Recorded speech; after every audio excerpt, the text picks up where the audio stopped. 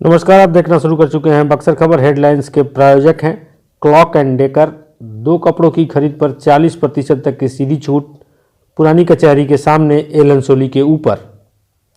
NEET biology in coaching institute by Prakash sir, bypass road, Babanagar की गली। नए कोर्स का एडमिशन प्रारंभ। नजर डालते हैं प्रमुख सुर्खियों पर। प्रखंड कार्यालयों पर आंगनबाड़ी कर्मियों ने दिया धरना। शिक्षकों की लापरवाही, छात्र पर गिरी गाज। बस की टक्कर में 6 की मौत, 1 की पहचान नहीं। केंद्रीय गृह राज्य मंत्री नित्यानंद राय पहुंचे बक्सर। ट्रक ने मारी अधेड़ को टक्कर, पहुंच गए अस्पताल। मुआवजे को लेकर भूधारियों में आक्रोश, किया प्रदर्शन। 4 मार्च को प्रारंभ होगा खरवनिया में लक्ष्मी नारायण महायज्ञ। फरवरी माह का राशन निर्गत 17 से होगा वितरण। खबरें विस्तार से के प्रायोजक हैं आरके ज्वेलर्स, आकर्षक आभूषणों के विश्वसनीय विक्रेता यमुना चौक। कामधेनु नेक्स, नए जमाने की मजबूत सरिया। जिंदल पैंथर सीमेंट एवं सरिया के मुख्य विक्रेता गंगा सागर बिल्डिंग मटेरियल, गोलंबर बक्सर एवं सिमरी। संपर्क करें नीचे दिए गए इन नंबरों पर। अब खबरों की चर्चा विस्तार से। सबसे पहले बात करते हैं आंगनबाड़ी सेविका और सहायिकाओं की मांग को लेकर। आज जिले भर में सभी प्रखंड मुख्यालयों पर आंगनबाड़ी सेविका संघ ने धरना प्रदर्शन कर अपनी मांगें रखी। उनका कहना था, हमारी कुल 20 मांगें हैं जिसे सरकार मान नहीं रही है। लंबे समय से इसको लेकर के संघर्ष चल रहा है। उनकी प्रमुख मांगों में वर्ष 2015 से 22 तक के बीच वैसे केंद्र जो किराए के भवन अथवा छोटे मकानों में चलते हैं, उनका भुगतान नहीं हो रहा है। इस वजह से वे काफ़ी परेशान हैं। उनका कहना है, गृह स्वामी हमें इसके लिए बार बार उलाहना देते हैं, तीखे ताने देते हैं। इसके अलावे पोषाहार में भी लगातार कटौती हो रही है।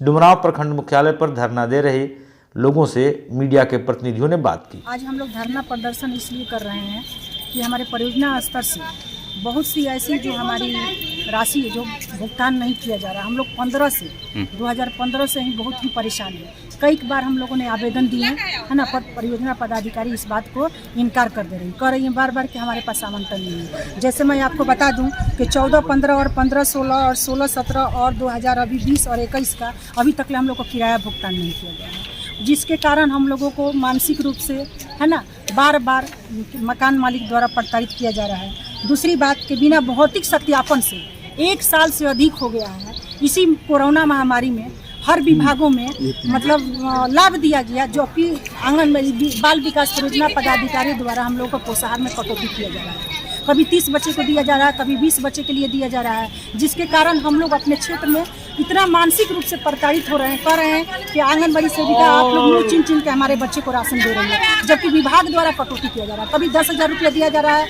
कभी 12,000, यहाँ तक कि कभी 7,000 रुपया दिया जा रहा है। 16,000 से तो अधिक कभी दिया ही नहीं। पिछला चिट्ठी बनी है ना, तो उसके लिए सरकार द्वारा भी चिट्ठी वहाँ से निकल गई है कि पंजीकृत सभी लाभुकों को है ना पोषाहार दिया जाए, लेकिन फिर भी कटौती किया जा रहा है। तो अभी अगर मांगे अगर पूरी नहीं होती है तो आगे की क्या रणनीति? हम लोग का ये प्रयास है कि हम लोग हड़ताल पर उतरेंगे। अभी 8 मार्च को हम लोग जिला में इसका प्रदर्शन करेंगे, धरना देंगे। फिर 8 मार्च को है ना, और उसके बाद 25 मार्च को हम लोग वहाँ पर जाएंगे, पटना विधानसभा का घेराव करेंगे।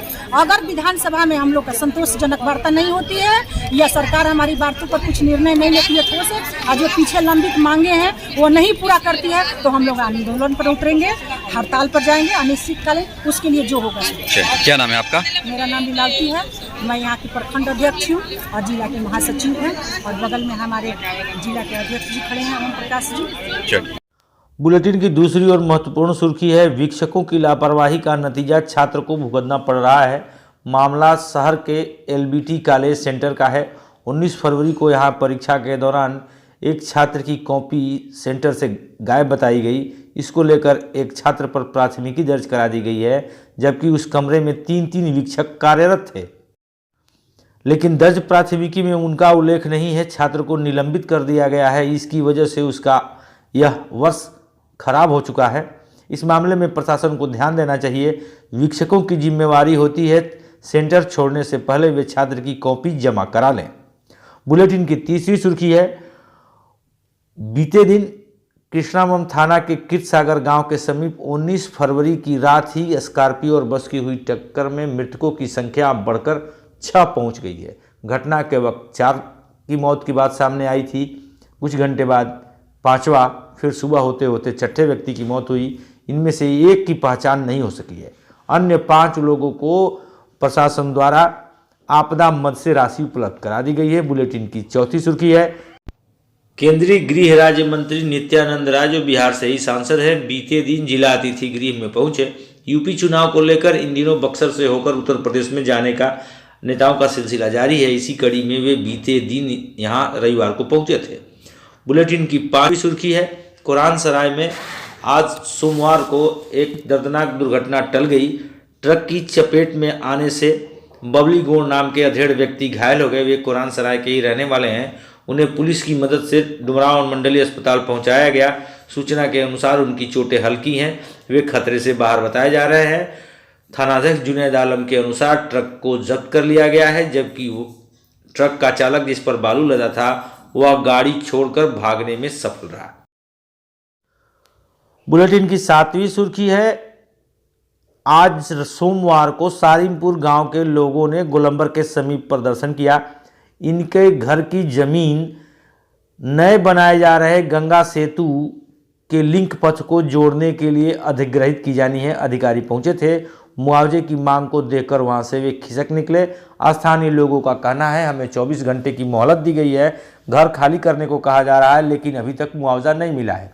हालांकि अगर हम पूरी सत्यता की बात करें तो यह मामला अक्टूबर से ही चल रहा है। बहुत सारे भूधारियों का मुआवजा अभी भी शेष है। नोटिस तो उन्हें पहले भी थमाई जा चुकी है, घर पहले भी टूट चुके हैं। लेकिन इस मामले में प्रशासन को हमदर्दी दिखानी चाहिए और स्थानीय लोगों को सूझबूझ भी। बुलेटिन की 7वीं सुर्खी है, 4 मार्च से धनसोई थाना के खरमनिया गांव में लक्ष्मी नारायण महायज्ञ प्रारंभ होने वाला है।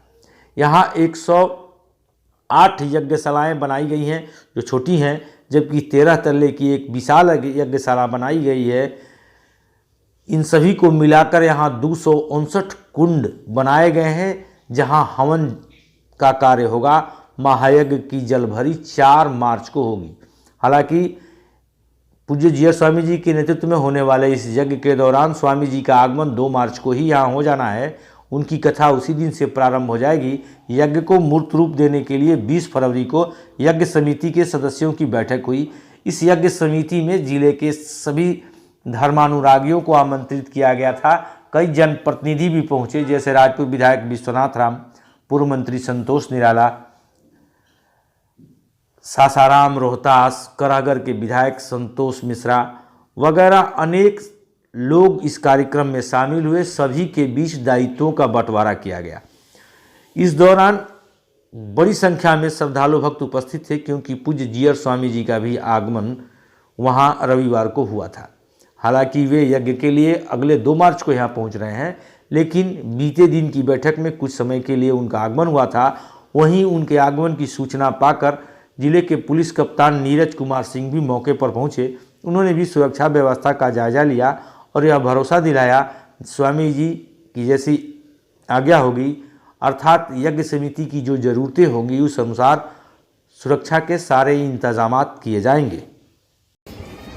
ये पुरुष महापुरुष जीयर स्वामी को सशक्त नमन कि उन्होंने जो अपना अनुमति दिया है इस यज्ञ में अपनी सहभागिता के रूप में। जहाँ तक इतने बड़े पैमाने पे जो यज्ञ का प्रारंभ किया जा रहा है, जो यज्ञ होगा यहाँ पे, उसके लिए समुचित विधि व्यवस्था पर हम लोगों की जो स्वामी जी का आदेश होगा उसका अनुपालन हम लोग सतत करेंगे। और ये भरपूर हम लोगों की तरफ से प्रयास रहेगा कि यहाँ पे यज्ञ का जो 2 तारीख से प्रारंभ होकर और 8 तारीख तक जो हम लोगों का यज्ञ चलने वाला, इसमें किसी तरह का विधि विधान का व्यवधान उत्पन्न नहीं हो, इसका जो है कि भरपूर हम लोग प्रयास करेंगे। एक बार पुनः जितने भी जो आयोजन समिति हैं उनको सशक्त नमन कि इस तरह का आयोजन जो कि हम लोगों के जिला में ये लोग करा रहे हैं। बुलेटिन की 8वीं सुर्खी है, जिले में राशन वितरण की जो व्यवस्था है उसके तहत फरवरी माह का राशन सभी विक्रेताओं को निर्गत कर दिया गया है।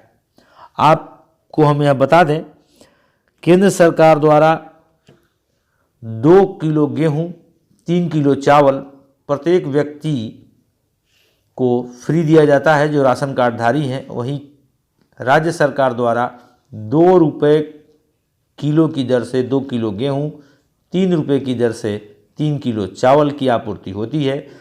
इन दोनों खाद्यान्नों का उठाव लाभुक अपने संबंधित डीलर के यहाँ से कर सकेंगे। आज की बुलेटिन में बस इतना ही। आप देख रहे हैं बक्सर खबर। हमारे साथ अंत तक बने रहने के लिए आप सभी को धन्यवाद।